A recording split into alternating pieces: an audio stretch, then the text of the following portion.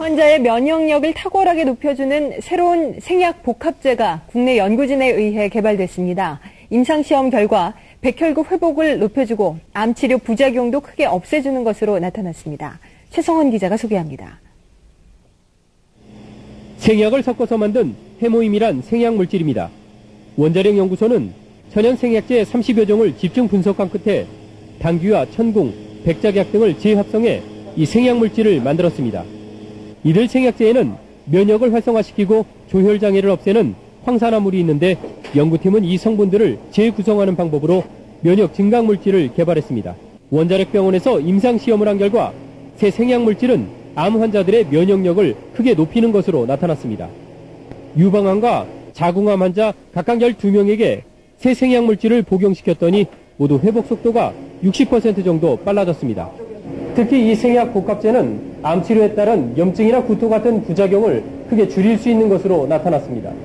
암 환자들은 치료를 받으면서 기력이 떨어져 문제가 됐지만 생약 복합제를 복용한 환자의 80%가량이 기력 회복에 큰 도움이 됐다고 답했습니다. 해모힘을 먹은 환자들은 전신 무력감이 많이 없어져서 더 약을 요구하는 환자들이 많았습니다. 연구팀은 이 물질에 대한 2, 3차 임상시험을 거쳐 신약 개발에 나설 계획입니다. 천연 생약 복합 조성물로 면역기능 개선 효과가 큰 해모임이 식품의약품안전청으로부터 건강기능식품 인증을 받았습니다. 전남대 수의과대학의 생쥐를 이용한 장기 독성 실험과 을지의대의 면역기능 개선 임상실험 등을 통해 안전성과 면역기능 개선 효과를 입증했기 때문입니다.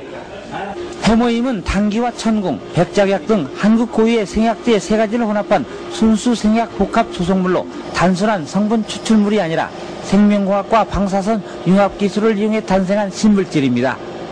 국민 건강에 실제로 활용될 수 있을 거라고 보고요. 특히 암 치료 시라든지 노약자들에게 면역 기능 개선에 문제점이 생겼을 때 그 기능 개선에 충분히 잘 활용될 수 있을 거라고 생각이 됩니다. 연구팀은 앞으로 추가 임상실험을 통해 의약품으로 개발하기 위한 연구도 계속하기로 했습니다.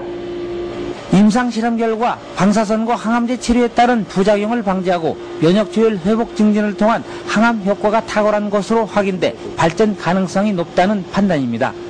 한국원자력연구원이 기업체와 손잡고 만든 연구소 기업이 1조 원짜리 기업으로 성장했습니다. 원자력연구원은 여기서 얻게 된 수익을 다른 기술을 사업화하는 데 쓸 계획입니다. 이교선 기자입니다. 건강식품 생산 라인이 바쁘게 돌아갑니다. 이 회사는 설립 11년 만인 지난 3일 코스닥에 상장돼 이른바 대박을 터뜨렸습니다. 시가총액이 무려 1조 900억 원으로 자본금 23억 원에 470배가 넘는 가치를 인정받았습니다.